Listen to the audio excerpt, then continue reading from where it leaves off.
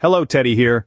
Today we dive into the fascinating world of SQL Server and an essential tool in every DBA's arsenal, the rollback plan. Just imagine being able to revert a database to its previous state before a specific set of changes were made. It's like having a time machine for your data. A rollback plan is not just crucial for maintaining data integrity and system stability during deployments or changes, it's also a safety net against errors, failures, or unforeseen consequences. In this video we delve deeper into the concept of a rollback plan, its importance, and its uses. So, what exactly is a rollback plan in SQL Server? Well, think of it as a strategic safety net for your database. Picture yourself walking a tightrope. You wouldn't do it without a safety net below, right? The same goes for making changes to your SQL Server database. A rollback plan is that safety net. It's a calculated procedure designed to restore your database to the state it was in before a certain set of changes were made. This is crucial during deployments, updates, or any changes that could impact the functionality or accuracy of your data. Imagine you're updating a database and something goes wrong. Maybe there's an error in the code, or perhaps the changes have unexpected consequences on other parts of the system. Without a rollback plan, you might find yourself in a data disaster. But with a rollback plan, you can revert the database to its previous state as if nothing happened. So, a rollback plan is like a time machine for your database.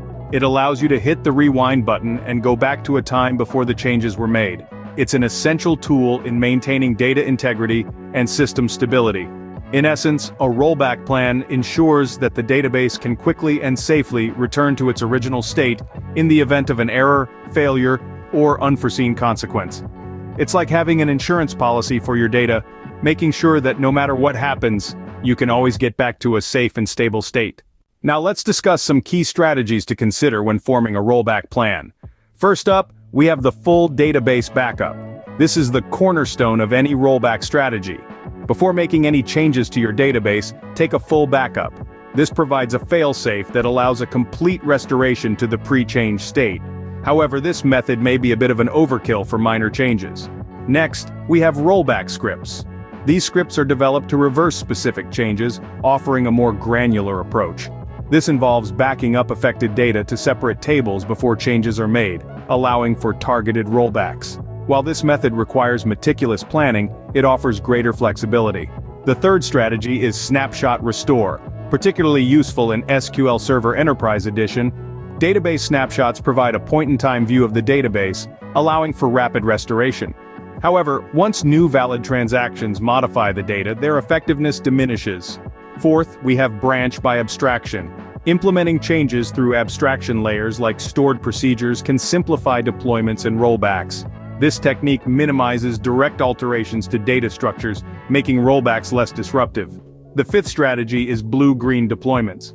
This involves maintaining two versions of the database, one active and one in standby. Changes are applied to the standby database, and after thorough validation, traffic is switched to it. This method offers an instantaneous rollback capability but demands meticulous data synchronization and might be challenging for very large databases. Lastly, there's roll forward. In some scenarios, it might be more pragmatic to address issues with a forward fix rather than a full rollback. This approach is suitable when the deployment's problems are minor and can be corrected without undoing all changes. Choosing the right rollback strategy depends on various factors, including the database's size, the nature and scope of the changes, and the organization's downtime and data loss tolerance.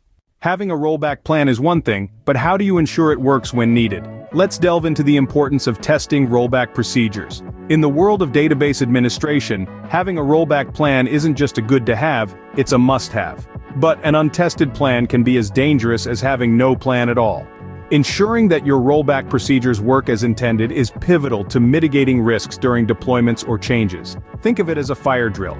Regular testing of your rollback procedures is akin to running fire drills. It helps you identify potential issues and bottlenecks, and gives you the confidence to handle real-life scenarios effectively.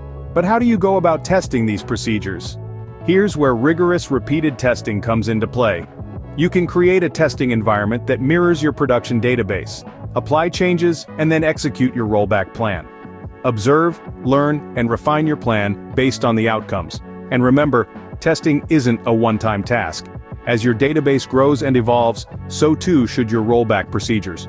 Regular testing ensures your procedures remain effective and reliable. Also, don't forget the power of documentation. Document your rollback procedures, their test results, any identified issues, and the steps taken to resolve these issues. This documentation can be a lifesaver in a crisis, providing valuable insights for your team and creating a knowledge base for future reference. By testing your rollback procedures, you're not just ensuring their functionality.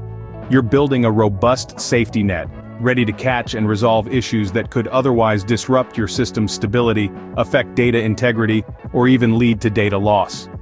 Remember, a well-tested rollback plan is your safety net during deployments or changes. Looking to deepen your understanding of rollback plans?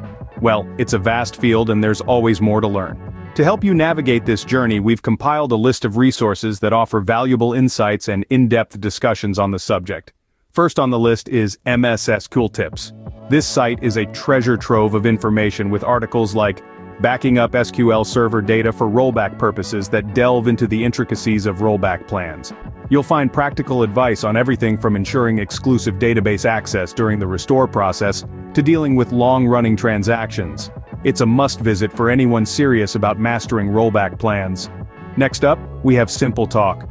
This resource offers a deep dive into rollback plans, covering a wide range of topics from the basics to more advanced concepts. It's a great place to expand your knowledge and get a comprehensive view of the field. Remember, learning is a continuous process. The more you dive into these resources, the more proficient you'll become in implementing rollback plans. It's all about understanding the nuances, asking the right questions, and constantly refining your approach based on what you learn. So don't stop at this video. Use these resources to take your knowledge to the next level. The world of SQL Server rollback plans is vast and fascinating. There's always something new to learn, a fresh perspective to consider, a different strategy to try out. Exploring these resources will provide you with a wealth of knowledge on rollback plans and their implementation. So, that's a wrap on the concept of a rollback plan in SQL Server. We've journeyed through the importance of a strategic procedure designed to revert a database to its previous state before a specific set of changes were made.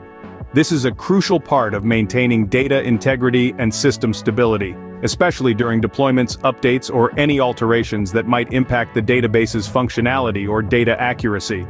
We've explored the cornerstone of any rollback strategy, which is a full database backup taken before any changes are made. This provides a safety net, allowing a complete restoration to the pre-change state. We also touched on the development of rollback scripts for a more targeted approach, as well as the use of database snapshots for quicker validations of changes. We discussed the implementation of changes through abstraction layers like stored procedures, to minimize direct alterations to data structures, making rollbacks less disruptive. We also delved into the strategy of maintaining two versions of the database, one active and one in standby, to offer an instantaneous rollback capability. Lastly, we considered the roll-forward approach, which can be more pragmatic in some scenarios, where the deployment's issues are minor and can be corrected without undoing all changes. Choosing the right rollback strategy is a balancing act. It depends on various factors like the database's size, the nature and scope of the changes, and the organization's downtime and data loss tolerance. That's why it's so important to rigorously test rollback procedures to ensure they function as intended when needed. And remember, there's always more to learn.